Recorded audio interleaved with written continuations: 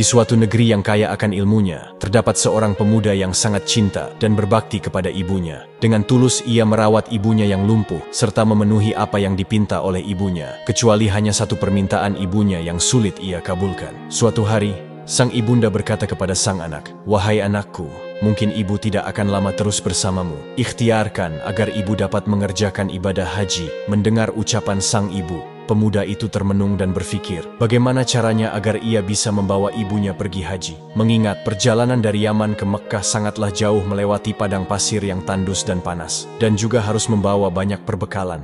Dengan tekad yang kuat, ia membeli seekor anak lembu untuk dijadikan latihan. Ia menggendong anak lembu tersebut naik turun bukit, hingga lembu itu dewasa. Dan otot-otot di badan pemuda itu semakin berisi dan kuat bertenaga. Sampai musim haji tiba, pemuda itu bersiap menggendong ibunya dari Yaman menuju Mekkah untuk melaksanakan ibadah haji. Dengan rasa cinta kepada ibunya, ia rela berjalan kaki di tengah padang pasir yang tandus dan panas, semata-mata untuk memenuhi permintaan sang ibunda tercinta. Tibalah mereka berdua di tanah suci. Pemuda itu terus menggendong ibunya mengelilingi Ka'bah. Dengan rasa haru dan bahagia, sang ibu terus menangis melihat bakti anak terhadapnya. Di depan Baitullah, sang anak berdoa, "Ya Allah, ampunilah dosa ibuku." Dengan heran si ibu bertanya, "Bagaimana dengan dosamu, wahai anakku?" "Dengan terampuninya dosa ibu, maka ibu akan masuk surga. Cukuplah ridha dari ibu yang akan membawaku ke surga." Dengan karunia Allah, pemuda itu sembuh dari penyakit kulitnya, dan bekas belang di tubuhnya pun hilang, kecuali hanya tinggal selingkaran saja di tengkuknya. Hari demi hari berlalu, pemuda itu berkeinginan untuk menemui Rasulullah di Madinah. Namun ia tidak menjumpainya karena Rasulullah sedang berada di medan pertempuran. Dengan berat hati pemuda itu berpamitan kepada Sayyidah Aisyah dan menitip salam untuk Rasulullah Shallallahu Alaihi Wasallam. Ketika Rasulullah pulang dari peperangan, beliau mendapati salam dari pemuda itu, kemudian berpesan kepada Umar dan Ali, "Suatu ketika apabila kalian bertemu dengan dia, mintalah doa dan istighfarnya, karena dia adalah penghuni langit, bukan orang bumi.